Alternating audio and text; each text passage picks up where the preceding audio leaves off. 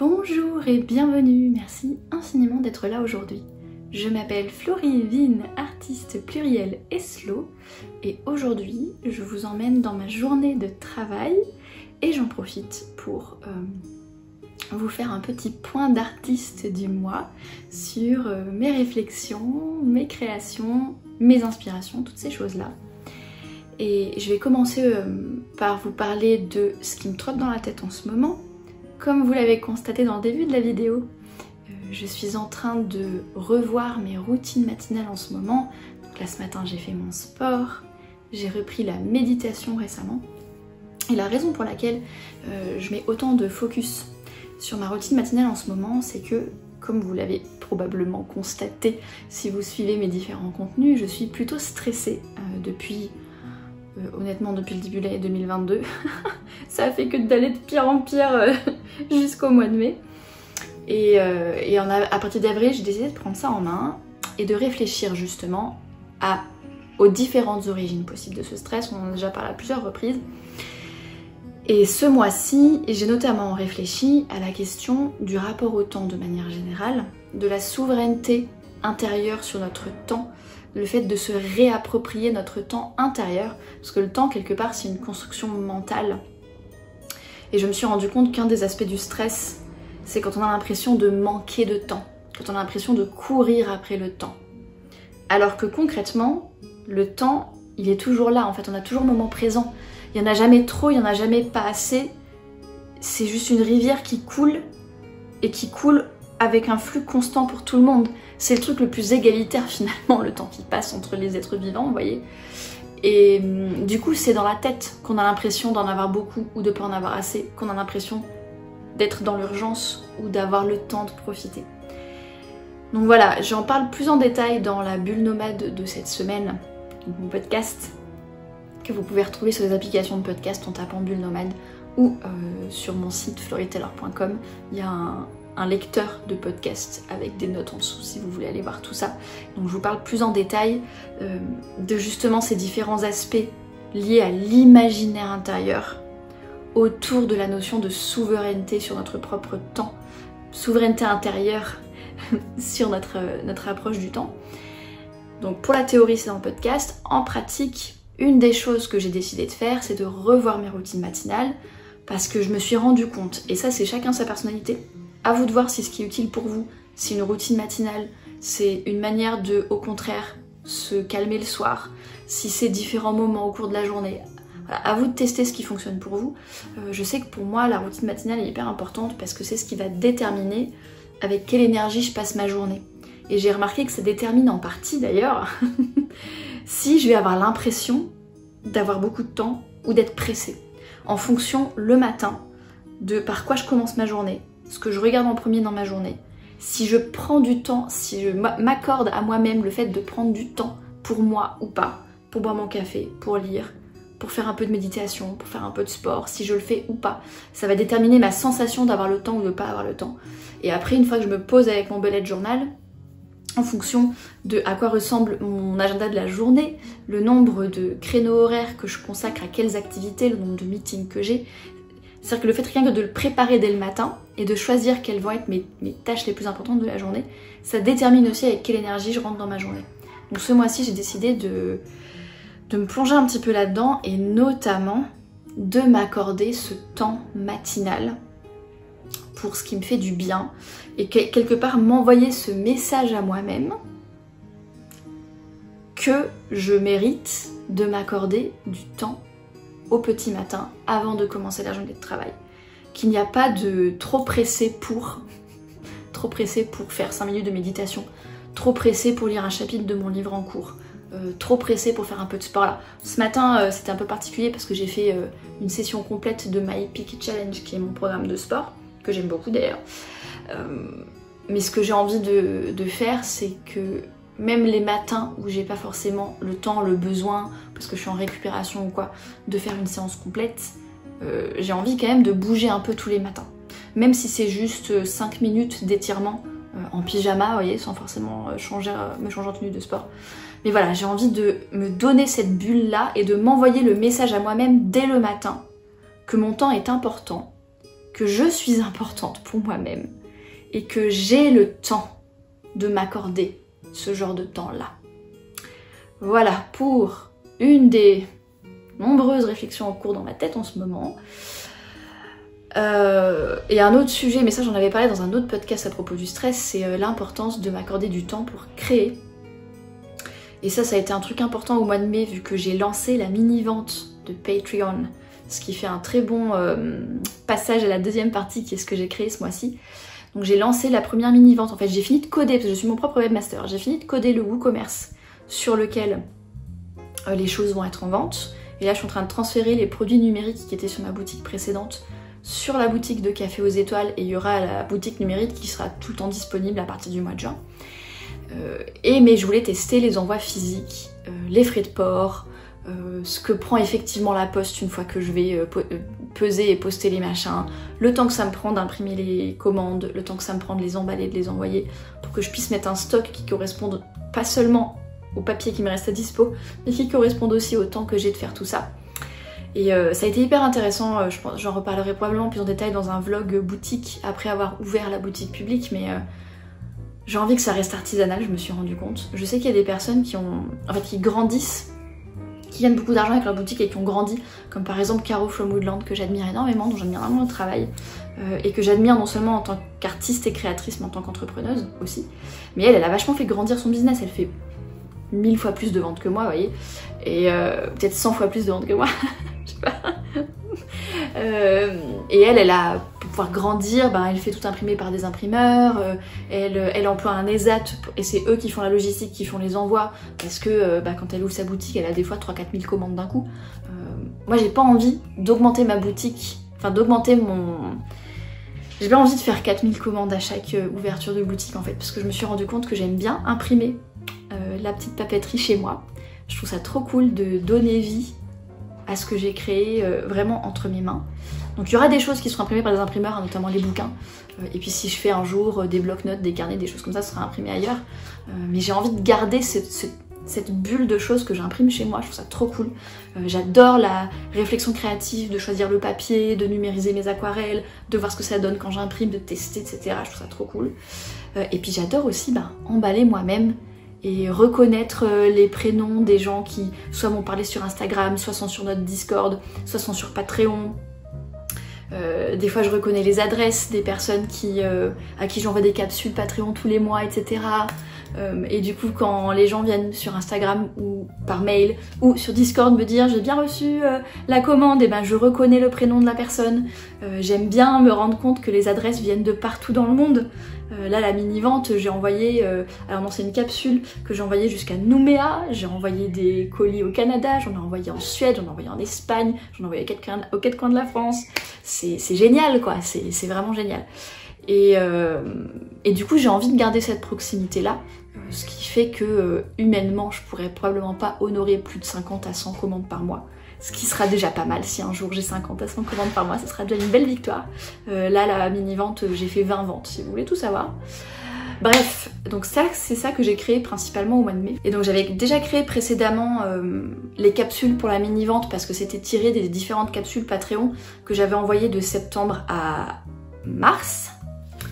Et du coup ce que j'ai également créé là pour la prochaine vente, je vous tiendrai au courant de quand est-ce que la boutique publique ouvre si jamais vous avez envie de vous offrir un petit peu de papeterie. Je pense que ce sera début juin et que j'annoncerai la date et que je commencerai vraiment à communiquer dessus fin mai. Et puis si vous voulez en savoir plus, vous pouvez vous abonner au bulletin aux étoiles sur caféauxétoiles.fr/lettres, je crois. Ou même sur la page d'accueil, vous avez le formulaire d'inscription. Si vous voulez vous inscrire à la newsletter, c'est une fois par mois la newsletter. Et des fois, il y en a des plus courtes pour vous annoncer s'il y a quelque chose que vous avez besoin de savoir avant la fin du mois, donc avant le bulletin suivant. S'il y a un truc à savoir dans le mois, je vous envoie une deuxième lettre. En général, c'est une lettre par mois. Et vous pouvez aussi vous abonner au compte Instagram de Café aux Étoiles, qui est animée par Camille, ma chère community manager, et la première personne à qui j'ai osé déléguer du travail. Donc c'est elle qui anime le compte Instagram, et je pense qu'on publiera des aperçus justement de ce qui va être en vente. On va annoncer la date dès qu'elle sera ferme, également sur Instagram, etc. Donc si vous voulez en savoir plus, si vous voulez rester informé de tout ça, n'hésitez pas à aller nous suivre sur ces canaux-là. Et donc ce que j'ai créé d'autre, c'est la capsule de Patreon que j'ai envoyée début mai. Donc là c'est la version thé d'exception avec tout dedans. Et je suis trop contente, je crois que j'en ai déjà parlé dans une minute slow mais c'est pas grave. Je suis trop contente des cartes de tarot où j'ai fait un dos de cartes avec un motif William Morris qui est tombé dans le domaine public. Et je trouve les cartes trop belles. J'ai tellement envie de faire un jeu de cartes avec les 24 cartes quand elles seront créées et les vendre sur la boutique le moment venu. Je pense que c'est un projet qui m'occupera début 2023 pour bah voilà, voir combien de temps ça me prend d'imprimer tout ça, pour voir où est-ce que je peux trouver des pochons en lin pour insérer les cartes dedans. Est-ce que les fiches, vous voyez, les fiches qui vont avec, est-ce que j'imprime des fiches comme ça, est-ce que j'essaie de les relier, est-ce que je les fais imprimer, voilà. Ce sera tout un projet hyper intéressant, je pense, début 2023. Et j'ai également créé 3 capsules qui seront mises en vente, qui n'étaient pas en vente dans la mini-vente Patreon, et qui seront mises en vente lors de la vente de début juin, qui est une capsule printanière, donc qui s'inspire des saisons, etc. et des plaisirs de printemps jusqu'à fin de printemps, début été, vous voyez, donc qui correspond un petit peu au mois en cours. Et donc, il y a des cartes postales, des stickers indépendants comme ça,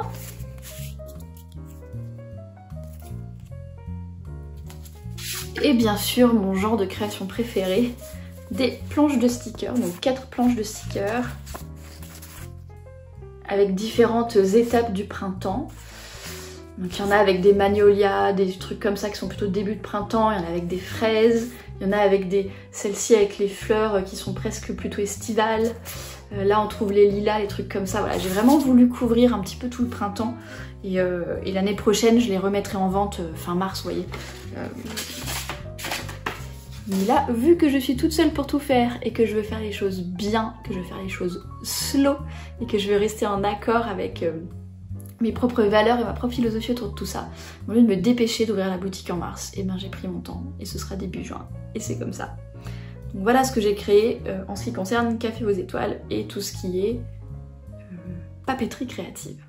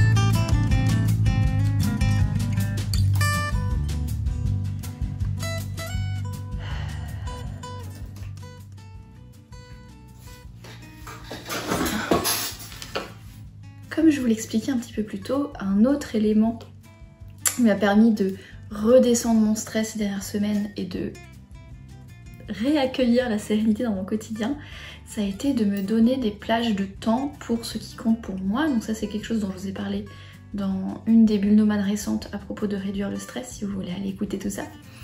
Et pour moi c'est le fait de me donner du temps pour écrire. Et écrire quelque chose qui soit peut-être une future publication, mais qui soit en tout cas de la création à long terme, qui ne vient pas conclure un projet en cours pour Café aux étoiles, mais qui est vraiment avant tout pour mon propre plaisir, pour ma propre expression créative. Et j'ai remarqué que quand je suis stressée, c'est une des premières choses que je fais sauter, presque inconsciemment, parce que c'est pas utile, mais non, à un moment donné, je me suis créé cette vie d'artiste indépendante, c'est pour pouvoir m'accorder ce genre de moments d'expression créative, et on a le droit de pratiquer des choses qui nous font plaisir, qui nous font du bien, qui nous font grandir, qui nous font apprendre, qui aiguisent notre curiosité, sans forcément que ce soit utile à autre chose que pour se nourrir soi-même. Donc c'est pour ça que je me suis remis des séances d'écriture. Alors c'est pas tous les jours du mois, parce qu'en fonction de mon cycle, on en reparlera, mais en fonction de mon cycle, j'ai pas forcément d'humeur à écrire 30 jours par mois si vous voulez. Mais en ce moment, je suis dans une phase où je suis d'humeur à écrire. Et du coup, je me mets au moins 3-4 séances d'écriture dans la semaine le matin. Même si parfois c'est seulement un quart d'heure, une demi-heure. Et d'autres fois ça va être 2 heures, ça dépend des différentes dates limites que j'ai, des différentes tâches avec lesquelles il faut que je jongle. Mais ça a été hyper important pour moi et j'ai remarqué que je me sentais beaucoup moins stressée les jours où je m'accordais un moment d'écriture. Ce qui me permet de faire le lien avec du coup la dernière chose que je suis en train de créer, que j'ai avancé au mois de mai, qui est ce que j'ai appelé à l'époque mon défou livre, qui était en fait un manuscrit où je m'autorise à écrire ce que je veux quand je veux, parce que je me mets justement pas de pression de publication, pas de pression de projet particulier, que c'est juste pour moi, et que je m'autorise à ne le partager avec personne si je n'en ai pas envie. Et c'est intéressant parce que ça a donné une expression de choses que j'ai envie d'écrire tout au fond de moi et que je me suis jamais autorisée. Et que là du coup je m'autorise à le faire, et que je m'amuse, et que j'adore relire. Parce que j'ai fait des pauses, etc. Donc il y a eu des moments où j'ai même relu tout le manuscrit pour me replonger dedans. J'ai adoré relire, j'avais envie de lire la suite. Et du coup j'ai écrit la suite. Et je me suis dit, c'est pas possible, je me suis tellement amusée à écrire ce truc. C'est tellement drôle à écrire et tellement divertissant à lire que je suis sûre qu'il y a une place pour ce texte dans Café aux étoiles. Donc ça on verra, parce que j'ai pas envie de promettre quoi que ce soit, j'ai pas envie de mettre de la pression sur ce texte. Mais j'ai renommé ce défou livre Chronique d'une mage accidentelle. C'est de la fantasy, science fantasy, un petit peu steampunk. Donc c'est un univers, hein, c'est une planète à part, c'est pas la Terre, mais c'est un univers un petit peu un mélange avec des inventions à la Léonard de Vinci, truc à vapeur, truc un peu impérial 19e, avec des allumeurs de réverbères, des choses comme ça. Ça se passe dans une ville, donc il y a vraiment ce côté un peu comme On Paris, qui est la novella que je suis en train de corriger, qui serait la première publication de Café aux étoiles en papier. C'est le même univers en fait, c'est pas le même pays, mais c'est le même univers d'ailleurs. Donc ça c'est l'univers, et l'histoire c'est une mage qui s'appelle, une arboriste qui s'appelle Verena, qui découvre à 35 ans qu'elle a en fait des talents magiques, et qui se retrouve conscrite dans le conservatoire des mages, parce qu'elle vit dans un pays où la magie est considérée comme dangereuse, et où les mages n'ont pas le droit de pratiquer s'ils ne sont pas entraînés dans un conservatoire. Oui, c'est inspiré de Dragon Age, si vous connaissez. Et la différence avec Dragon Age, c'est qu'il n'y a pas de templiers pour garder, il n'y a pas de religion, il n'y a pas de choses comme ça. Ils se gardent eux-mêmes, les mages, mais elle est obligée du coup de venir étudier dans ce truc-là. Et j'ai imaginé, en fait, le premier titre c'était le Verena et les 3 mages sexy. Parce que j'ai imaginé 3 messieurs sexy qui vont croiser leur vie à un moment ou une autre. Et puis il y a plein de petites intrigues amoureuses, il y a plein de petites scènes grivoises, ça me fait très très plaisir. Et pourquoi est-ce que je vous parle de ça? Parce que la réflexion que j'ai eue par rapport à l'écriture et à l'expression artistique ce mois-ci, je me suis bouffé la lecture de 11 livres de Sarah J. Maas ce mois-ci. J'ai lu 11 livres en un mois, ouais, ça faisait très longtemps que j'avais pas binge lu comme ça. À l'époque, j'avais lu les 5 tomes d'Harry Potter, il y a quoi, 20 ans d'affilée. Je me souviens d'avoir fait ça avec Hunger Games aussi à l'époque.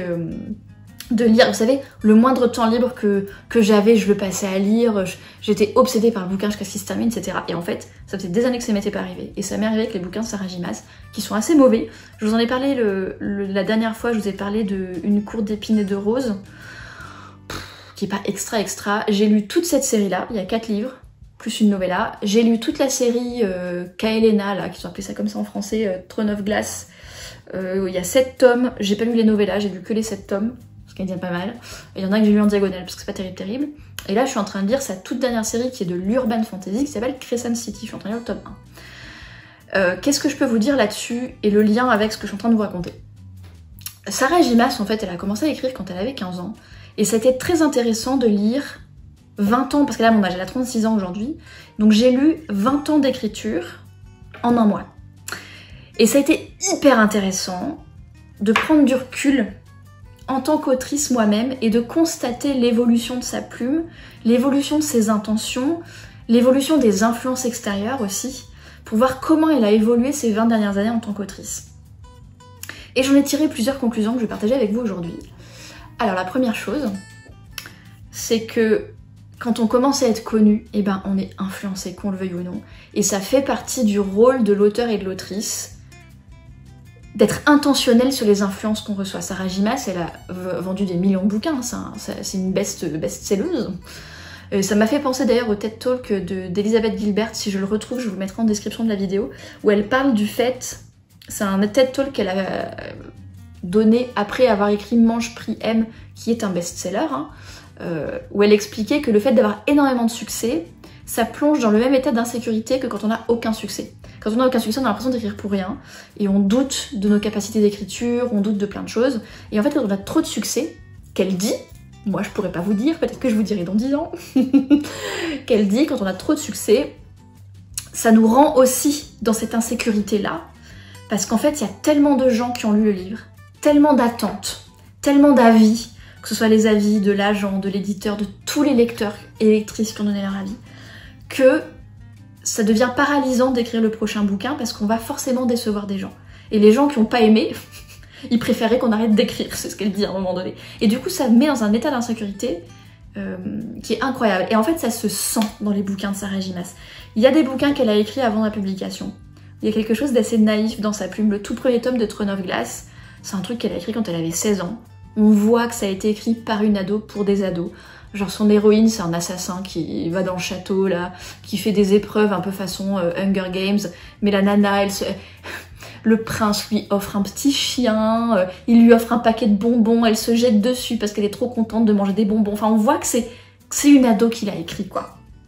Et honnêtement, si vous avez envie de lire ce genre de trope là où une assassin très qualifiée devient l'assassin du roi, bah déjà vous pouvez lire l'assassin du roi de Robin Hood, c'est un homme le héros, mais la trilogie l'assassin du roi est très bien.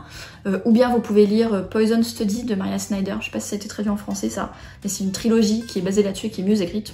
Petite parenthèse, si vous n'êtes pas vous-même adolescent ou adolescente, je pense que Throne of Glass va vous faire chier. Notamment le premier tome qui est clairement écrit par une ado pour des ados. Moi j'ai trouvé ça très touchant. Et c'est un petit peu pareil avec le premier tome d'une cour d'épinay de rose où j'avais un petit peu l'impression que c'était écrit par une ado jeune adulte pour d'autres ados jeunes adultes, avec les fantasmes qu'on peut avoir à cet âge-là, avec le manque de nuances qu'on peut avoir à cette époque-là. On sent l'immaturité de la plume. Puis au fur et à mesure qu'elle a continué à écrire, en fait j'ai senti le moment où elle était devenue connue, où elle avait signé des deals de publication, où elle a commencé à avoir plein de fans qui ont fait des fanarts, qui ont donné leur avis de manière parfois très vocale sur internet. Je crois qu'elle a été cancel récemment parce qu'il y a eu des controverses, etc. Et on voit en fait ce moment où elle s'est laissée influencer et où elle a essayé d'écrire ce qu'elle voulait écrire, mais en même temps de faire un peu plaisir. Et en même temps ça tombe à plat parce que c'est pas vraiment ce qu'elle veut écrire. Et en fait en essayant de faire plaisir à tout le monde, elle fait plaisir à personne. Et ça c'est une première leçon que j'en ai tirée, c'est que il n'existe pas de truc universel qui fera plaisir à tout le monde. C'est un peu un fantasme qu'on a, ou une espèce d'idéal aussi, peut-être dans la société culturelle française qui est très élitiste, que si on écrit un chef-d'œuvre, ça sera un truc tellement extraordinaire que ça plaira à tout le monde.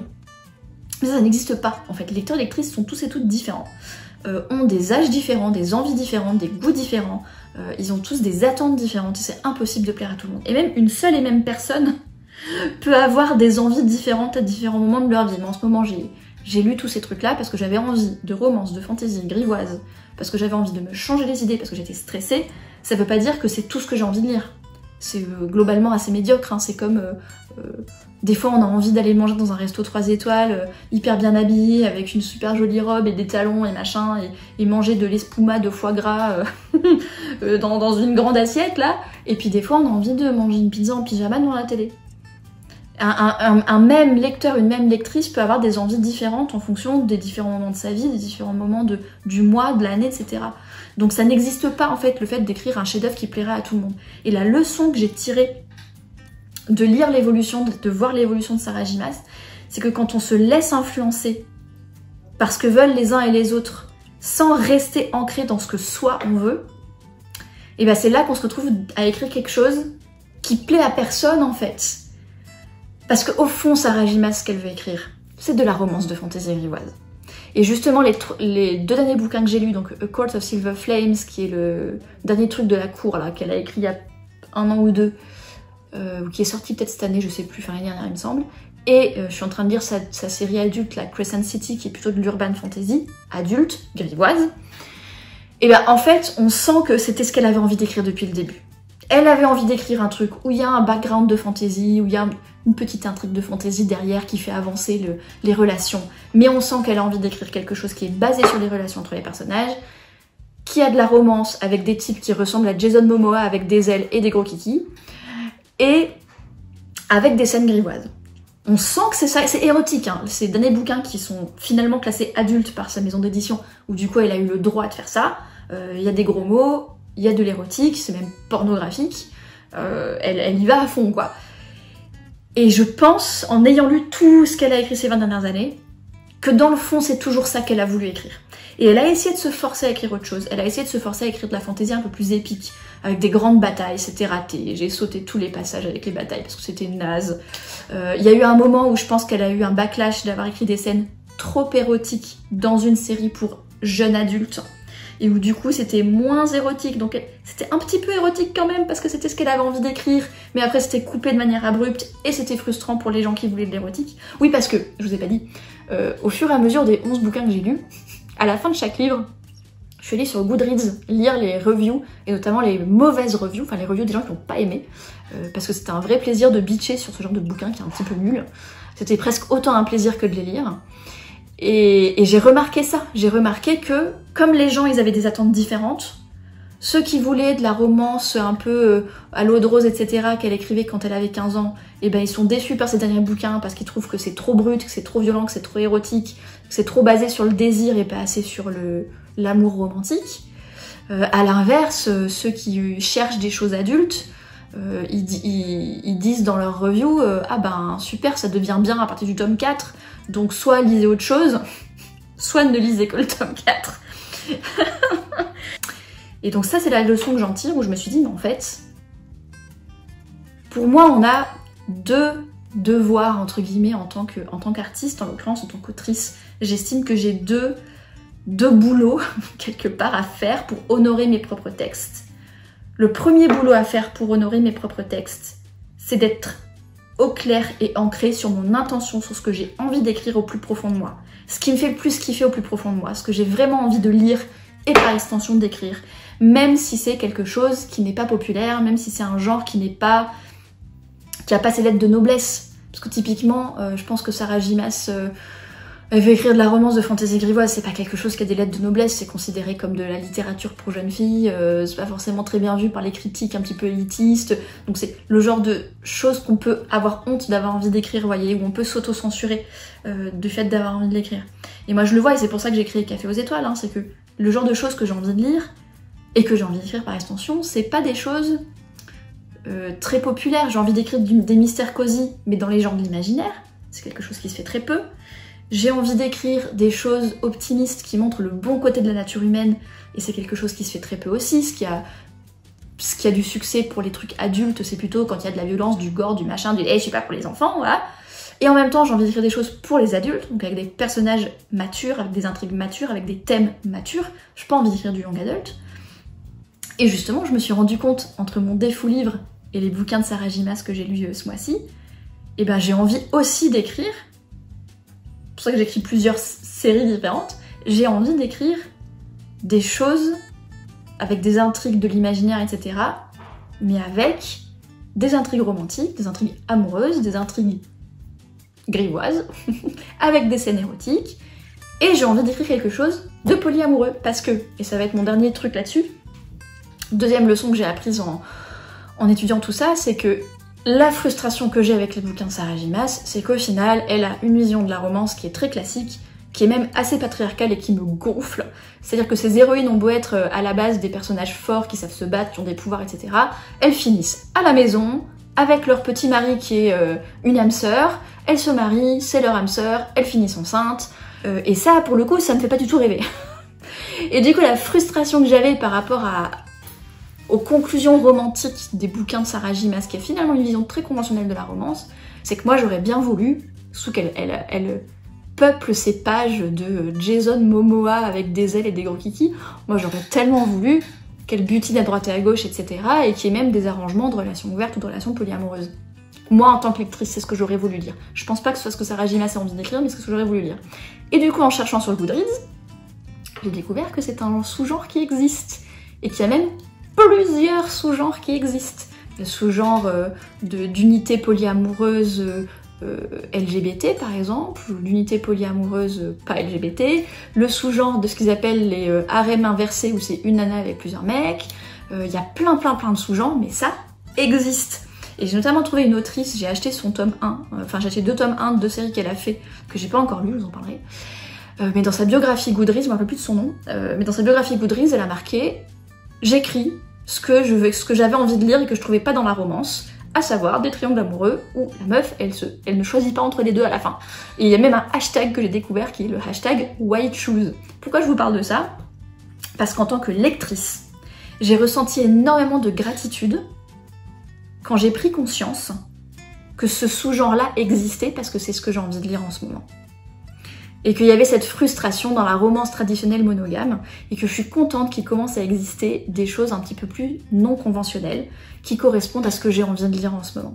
Et je me suis dit, tout comme j'ai ressenti de la gratitude quand j'ai découvert Becky Chambers, qui écrit d'ailleurs du polyamour aussi elle, Becky Chambers qui écrit de la science-fiction, qui est contemplative, qui est cosy, qui est optimiste, qui est centré davantage sur les personnages que sur les gros combats de vaisseaux et les machins comme ça. Et j'ai ressenti une gratitude immense quand j'ai découvert Becky Chambers et que j'ai découvert ce genre-là que j'avais vraiment envie de lire. Pareil quand j'ai découvert Ann Leckie, qui écrit une science-fiction qui est très sociale en fait, très sociale et culturelle, où elle réinvente des cultures et elle a un discours social quelque part, mais à travers la science-fiction, en inventant des sociétés futures où les codes sociaux sont différents des nôtres, et je trouve ça ultra intéressant. Notamment un dernier bouquin que j'ai lu d'elle, et c'est une société humaine où il y a 3 genres et pas 2, où du coup elle parle de la construction sociale du genre par rapport au sexe biologique, et je trouve ça hyper intéressant d'aborder ce genre de sujet, et du coup je ressens beaucoup de gratitude pour ces autrices d'avoir osé écrire ces bouquins-là que j'ai envie de lire. Et donc c'est là ma deuxième leçon que j'en tire en tant qu'autrice, c'est que si je m'autorise à écrire ce que j'ai vraiment envie de lire, et ce que j'ai vraiment envie d'écrire, sans m'auto-censurer, en étant vraiment ancrée dans mon intention, et ben peut-être qu'il y aura des lecteurs et lectrices qui ont les mêmes goûts que moi, les mêmes attentes que moi, les mêmes envies que moi, et qui seront reconnaissants et reconnaissantes que j'ai osé l'écrire, que j'ai osé créer Café aux étoiles, et que j'ai osé le publier. Et du coup ça m'a confortée dans mon idée, plutôt que de m'auto-censurer, et ben d'y aller à fond avec mon défaut livre. Ce qui m'amène à le deuxième boulot que j'estime avoir en tant qu'autrice, c'est qu'une fois que je suis ancrée dans mon intention, que je sais ce que je vais écrire, et ben que je fasse le travail pour l'écrire le mieux possible. Et donc dans le cas particulier de Verena, là, de Chronique d'une magie accidentelle, ben ça veut dire me former sur comment écrire des scènes érotiques, parce que c'est pas quelque chose que j'ai l'habitude d'écrire, c'est pas quelque chose dans lequel je suis experte. Donc ça veut dire peut-être lire des bouquins où il y a ce genre de scènes pour voir ce qui me plaît, ce qui me plaît pas. Peut-être avoir une formation là-dessus, je sais pas si ça existe. Mais en tout cas, prendre mon rôle à cœur de cultiver cette expertise pour faire le meilleur livre possible. Un autre exemple, c'est que vu que là, j'ai envie qu'il y ait une représentation polyamoureuse, là où mes autres histoires, c'est plutôt un peu comme Miss Fisher, hein, qui va picorer à droite et à gauche, et il y a des histoires où il n'y a pas d'intrigue amoureuse du tout. Là, j'ai envie qu'il y ait de la représentation polyamoureuse, et ben du coup, lorsque j'aurai terminé la première chronique, je pense que je vais aller chercher de la bêta lecture ou une consultante concernée par le polyamour, parce que moi dans la vraie vie je suis monogame et très contente de l'être, donc je suis pas directement concernée, mais je vais le faire bêta lire par quelqu'un qui est concerné, qui pourra me dire si ma représentation du polyamour est respectueuse. Parce que j'ai pas envie d'écrire des histoires de tromperie, de trucs comme ça, j'ai envie que ce soit respectueux et sain, j'ai envie que ce soit des relations qui soient saines et respectueuses. Et donc du coup, c'est mon travail, en n'étant pas directement concernée par ce genre de relation, d'aller chercher des personnes qui sont directement concernées et de faire une représentation la plus respectueuse possible. Donc ça, c'est mon deuxième travail. Mon premier travail, c'est d'être clair sur mes intentions et d'oser aller à fond dans mes intentions. Et mon deuxième travail, c'est une fois que ces intentions sont posées, d'aller venir chercher l'expertise, les ressources, les compétences, l'apprentissage nécessaire pour écrire le meilleur livre possible. Et mon troisième travail, c'est de m'amuser comme une folle, parce que ça se sent quand un auteur ou une autrice s'amuse en écrivant, mais vraiment.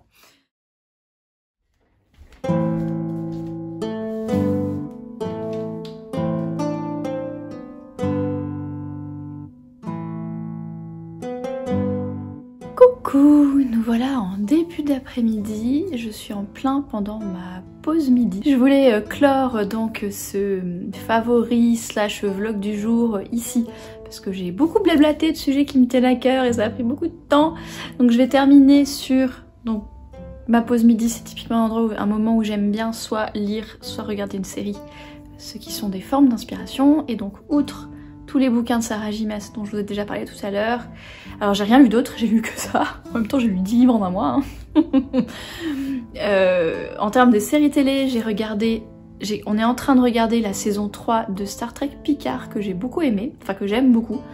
Je pense que c'est la version moderne de Star Trek que j'aime le mieux parmi les dernières sorties modernes de Star Trek. Je trouve qu'il y a un bon équilibre entre le côté un peu émotionnel, le lien avec les personnages propres aux séries modernes, tout en gardant cette sorte de retenue qu'il y a toujours eu dans Star Trek. Puis j'aime beaucoup Philip Stewart, il s'appelle l'acteur qui joue Picard, je l'aime beaucoup.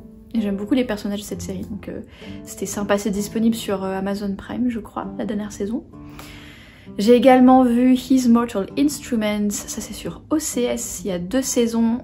En français c'est La Croisée des Mondes, d'ailleurs j'ai mis les bouquins La Croisée des Mondes sur ma liseuse, je les ai pas encore lus. Mais c'est très intéressant, en fait ça montre, ça c'est marrant, c'est un sujet qu'on a abordé avec les copines du Discord, c'est que la maturité d'une histoire dépend davantage de la maturité de la plume de l'auteur ou de l'autrice que du public cible, que de l'âge du public cible. Parce que là typiquement, à La Croisée des Mondes c'est un truc jeunesse, l'héroïne elle doit avoir 12-13 ans, le petit héros il doit avoir 15 ans, donc c'est vraiment jeunesse, et malgré tout, l'univers est hyper fouillé, l'antagoniste est hyper intéressante, l'univers est hyper intéressant, c'est hyper bien construit, on tombe pas dans ces écueils de vu que c'est les enfants, les héros, les adultes sont tous cons, c'est très très crédible. Il y a beaucoup de nouveautés, beaucoup d'imagination là-dedans, c'est... même si c'est un livre jeunesse, on sent la maturité de la plume de l'auteur, quoi. Donc ça c'était vraiment cool aussi, j'ai pas encore lu les livres mais j'ai adoré la série.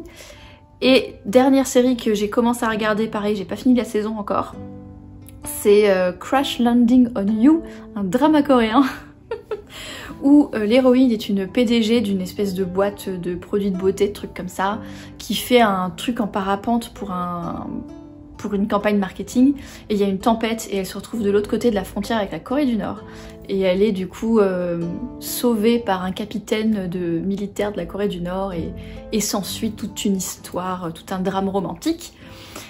Et alors ce que j'ai trouvé cool, déjà ce que j'ai trouvé cool, c'est qu'en fait les Coréens du Sud ont beaucoup d'empathie pour le peuple nord-coréen dans cette série, parce que la série se passe essentiellement en Corée du Nord.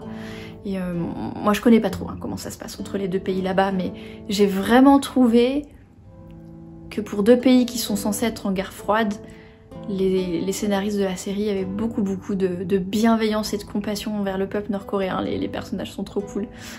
Les militaires du groupe du capitaine, là, ils sont tous vraiment trop cool. Et un autre truc que j'ai bien aimé, c'est que l'héroïne, elle a du pouvoir pour changer. C'est elle qui est PDG, c'est elle qui a de l'argent, c'est elle qui a de l'ambition. Et on a rarement des femmes de pouvoir et des femmes ambitieuses qui sont présentées sous un jour positif, qui sont pas des femmes fatales antagonistes affreuses. Surtout dans ce genre de série-là. D'habitude, c'est l'homme qui a du pouvoir et la femme qui est attirée par le pouvoir de l'homme, etc. Voilà, et je vais vous laisser là pour ce petit point du mois de mai. Merci d'avoir vu la vidéo jusqu'au bout. Si vous avez vu des choses qui vous ont plu, si vous avez des réflexions qui vous ont traversé ce mois-ci, etc., n'hésitez pas à les partager en commentaire pour qu'on en discute, ce sera avec grand plaisir. En attendant, je vous remercie d'avoir vu la vidéo jusqu'au bout. Je vous souhaite une belle journée, une excellente soirée, et à la prochaine!